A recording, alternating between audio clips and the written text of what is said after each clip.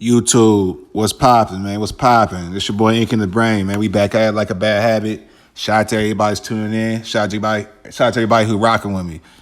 So, man, your boy Lul G, man, SOB RBE member Lul G, man, he fell into a bad situation. Looks like he gonna have to sit down for a long time, man. So we gonna talk about it.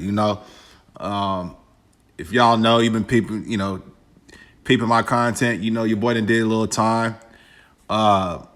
Hey man, I do these videos to kick down game to the youngsters, man, so y'all can learn from my mistakes. You know what I mean? Truth of the matter is, there's way too many minorities locked up in prison, man. So, I ain't gonna call myself an OG, but I'm old enough to kick down some game and some knowledge. And if I can help out, a youngster, avoid him from making a tragic mistake like this, ending up behind the walls for decades of his life, that's what this content is here for, man. So, yeah, man. So, your boy Lul G, man, SOB RBE affiliate coming out of the Bay Area, you know what I'm saying? And, SOB RBE, man, it was popping, man. I know when they first dropped that anti shit, man, it was going crazy, man. And, Lil G, he wasn't one of the prominent guys. Like when you think about SOB, if you know who SOB RBE is, you usually think of T.O. and the boy, you feel me? And Slimmy B too. Slimmy B been quiet lately. But Lil G, he had talent too, man. He had that track, it's called Young Nigga. Young nigga, slide through, mask out. Young nigga, I never put the strap down. Young nigga, cook to the face. Hey, I be tagged out. I'm a wild nigga with some bank rolls. Bet she gonna do what I say, so you feel me? These niggas stitching on their mans, better lay low. Headshot, don't shot, nigga case closed. Baby pay the fee to fuck with a boss. 10 bands, that's the fee, what it costs. 100 stash in the whip. 100 bands in the loft. Fuck niggas wanna see me fall. Nobody wanna see me ball. Hey, you know what I mean? Nah, I had to get that out there because I was rocking with that song. And I'm like, oh, you go crazy. You're like, bro, you know what I'm saying? He had the melody popping. You could tell he was influenced by T.O. because, T.O., he got that melodic sound too. You know what I mean? But yeah, man, so a lot of upside to Brody, man, but he fell into a bad situation, man. Apparently he was at a dice game, and we all know how dice games could turn out, man, usually not good, but one thing led to another, and like he said in this song, I never put the strap down. He had that strap on him, and man, he let it drip. You feel me? Unfortunately, he let it drip, and somebody lost their life, man. So, you know what I mean? He was facing life in prison for first-degree murder.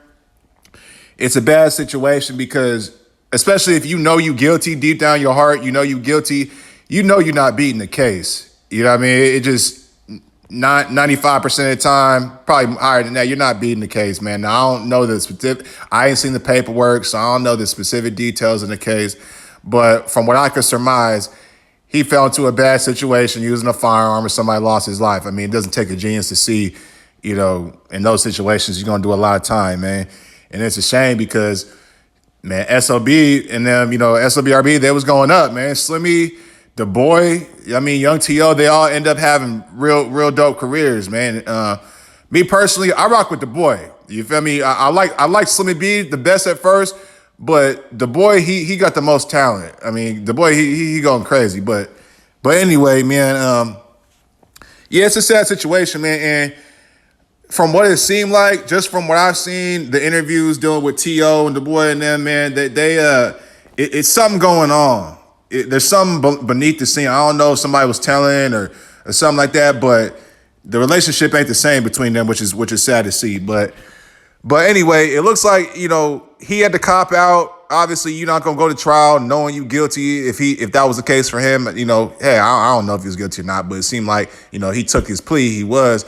So he copped out to manslaughter, and he's projected to get 21 years in the state of California, man. Now, look, the California Department of Corrections ain't no joke. So he gonna have a long couple of decades. You know what I mean? The thing he got going for him is he got status, he got some bread. So, he gonna have people rocking with him. You feel me? He gonna have people from the Bay rocking with him. The Bay car, obviously, they gonna be fucking with him. But he also gonna have the LA cats messing with him too. You feel me? So he gonna be good. You know what I mean? He gonna be straight, but he gonna have to do a lot of time. Now I don't know how California calculates their time when it comes to violent crime. I know out here in Arizona you gotta do 85%, but I'll venture to say he's gonna have to do at least probably that 85% off of that, or he might have to do it flat. He might have to do it 21 flat. But any way it goes, he been down for like 4 years. You feel me? So he got another 17 to go, man, and that ain't no easy bid, man. That's a good amount of time, man. And the other thing he got going for him is he's young. He's 24. You feel me? But he gonna spend all the rest of his 20s and 30s locked up and behind them walls, man. And that's what I want y'all to take from this situation, man. You know, you can be in a situation where you popping, your name popping, you got dope songs if you're in the music industry, or you can just be a regular guy. You could be an average guy, you know, but you have a good job, whether you're a plumber. I don't care if you're a plumber or working in the sewers, you're making $100,000 a year. Hey, man, or you might, you know, be an insurance salesman, or you might be, I don't know, life insurance salesman or something like that. You making good money, $80,000 a year, $100,000 a year. Hey, man, you're not no multimillionaire, but you're making enough to buy a house and drive a nice car and take a nice young lady out to a dinner date if you want to, things like that. Hey, man, all it takes is one mistake and all that can be taken away from you. Now you stuck in a joint for 2 decades. You know what I mean? Eating ramen noodles and tunas and all this high sodium processed bullshit when you could have been on the streets, you feel me, doing your thing, making music or working, whatever it is you want to do. You feel me? I don't care if you homeless on the street. Whatever you want to do, freedom allows you to do it. Once you get behind them walls, you know, there's only so much things you could do. You don't got no pull. You ain't got no motion like you used to have behind them walls, man. I don't care who you are. You know what I'm saying? And, you know, Lul G with his stats and money, you know, he might be able to knock a CO here and there, you know what I mean, get some pussy here and there, you know, but still, that ain't no life to live for 2 decades, bruh. You know what I'm saying? So, yeah, man, so learn from Lul G, man.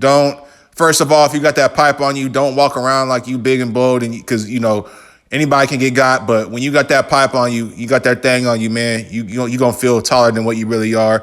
And a lot of people don't realize that, you know, having that thing on you doesn't necessarily mean you should just use it in any little circumstance. It's not a toy. It's there to defend yourself. So, you know, I think Lul G, I don't know what happened between them, but I'm sure it probably could have been solved with a fist fight. You know what I mean? And Lul G got 21 years to think about that, man. But hey, this your boy Ink in the Brain, man. If you like the video, hit the like button. Subscribe to the channel if you haven't already. And I'm going to catch you on the next one, man. Y'all be smooth and be solid.